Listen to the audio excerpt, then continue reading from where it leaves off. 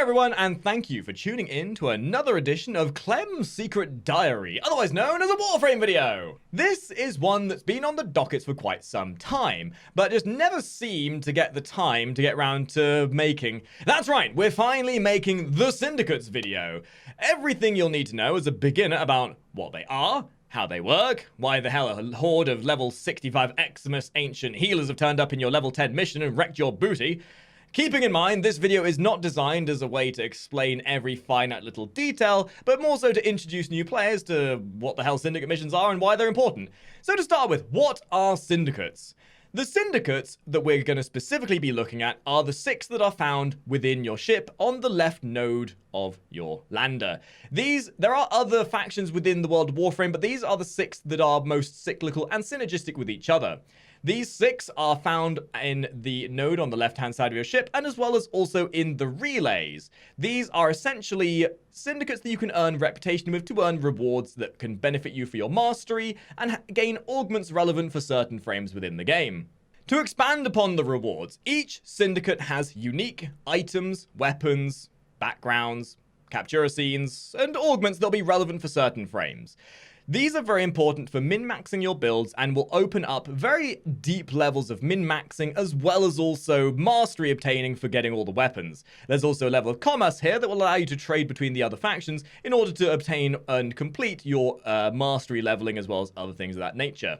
It's worth noting that when you earn reputation with one, you'll lose reputation with another. So you'll find that you'll likely need to either re-level or trade with people who have positive standing with the other factions to complete your collections. But as mentioned, this sort of tailors into what we were mentioning a second ago. So we'll expand more upon these subjects in a bit, as there is a lot that can be gone into here, but it requires a little bit more understanding about the generalized semantics of syndicates first. So how do we earn reputation with these factions? One of the main ways you'll notice that you have access to regalia. Obtaining these regalia and equipping them to your frame, killing enemies with said frame equipped with said regalia will then earn you reputation for said faction. Now, this then expands into how you obtain reputation later down the line, because there are also alerts for each reputation and each faction. The thing you have to realize, though, is you only gain these alerts for the faction you have at least the first level of reputation with. So you won't get access to the alerts right off the bat. You first of all need to do some work for each syndicate you want to get the positive standing for. And knowing which ones you want to gain the reputation with will take a bit of research, and we'll again explain a little bit more about that in a moment.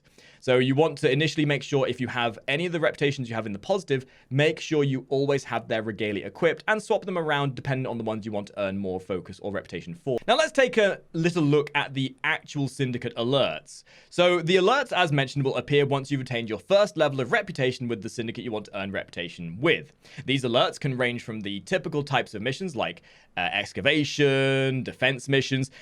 Within these missions, you will then gain companions that will fight alongside you that are relevant to the faction you're earning reputation with. Once completed, you will earn a flat amount of rep with that faction, and additionally, throughout the alert itself, you will find medallions. Lesser medallions and greater medallions. These medallions can be picked up by yourself and then handed into the vendor at the relay for bonus reputation for you. Now, there's a funny thing here. As you earn reputation with one reputation, you're going to lose rep with other factions. So it's nigh on impossible to make everybody happy, much as is the way with people in real life. Anyway, as much as you would like to be positive with all of them, it is again nigh on impossible. But depending on how much effort you put in, you can in theory have a positive standing with up to 5 of them. It will just require a very particular execution of earning reputation in a certain order to do so. And really, to explain this in more detail would require an entire video in and of itself. So if you want to see that, let me know in the comments down below and I'll happily make an explanation on how to get the most amount of reputation with as many factions as possible. For a new player though, I would advise aligning yourself with 3 that are goody-goody with each other and just trade with players who have positive standing in the ones that you are not positive with for the augments and the weapons and anything else you may be after. Admittedly here, it is entirely personal choice, as you really want to go for the syndicates that have the rewards for the frames you want to focus on the most. But balancing your negative and your positive reps can be a little bit of a fight, so you can essentially make this as easy as you want by going for 2 or 3 in the positive, or challenge yourself by trying to buddy up with more. To help visualize this, however, we're going to show you a chart here that will demonstrate a bit more viscerally how this functions. Essentially, the way to summarize is, whenever you earn rep with 1, you're always going to gain a positive reputation with that. Each faction then has 1 reputation that they're neutral / mildly happy to be with, which will earn a little bit of reputation with them. And then they will always have 1 that they are entirely in the negative with. So if you're good with charts and visualizing how this works, you can sort of summarize how you're going to lay out your reputation earning just by this chart alone. Now let's take a look at the factions themselves and what earning rep with them will do to each other. I'm not going to list all of the augment rewards, otherwise this video would be 5 hours long and I ain't got time for that. But what I will do is have a lovely diagram up here that will show you all the rewards, and if you feel like pausing the video to zoom in to see what each drops, you can get a generalized perspective of what each one will benefit you for. Keep in mind, always choose the ones that you want to go for the most, that have the most relevant rewards for the frames you use the most. But no matter what you do, you can just trade with the other syndicates if you so choose. As you level up your syndicates, you'll notice that there will be different tiers of rewards. At level 2, each of the syndicates will offer something known as a Void Relic Pack. These are really good to aim for, as they're a good way of low-key farming relics. Then at rank 3, you'll get access to one of the many large restore items. And then at rank 4, you'll get access to the frame-specific augments for the syndicate you're earning reputation for. Then at rank 5, you'll get access to the syndicate weapons, arc guns, and the miscellaneous items such as captura scenes and the like. Now, the individual syndicates. I think we've talked enough about the semantics of syndicates, but there are 6 syndicate houses that you can earn reputation with.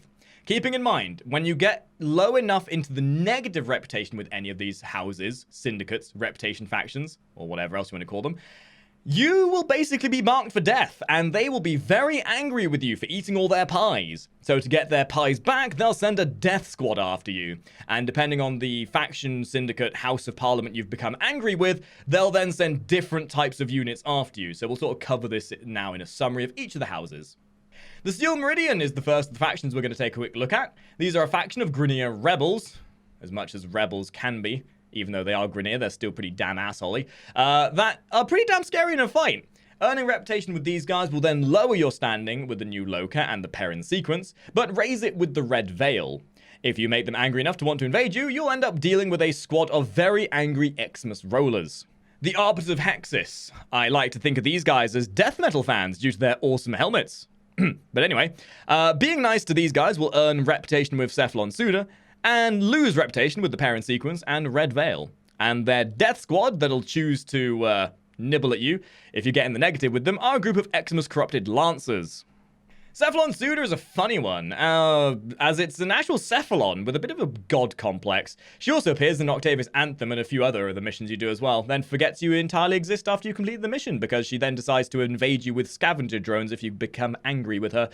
Earning reputation with her will also benefit the Arbiters of Hexxus, and lower your reputation with Red Veil and New Loka.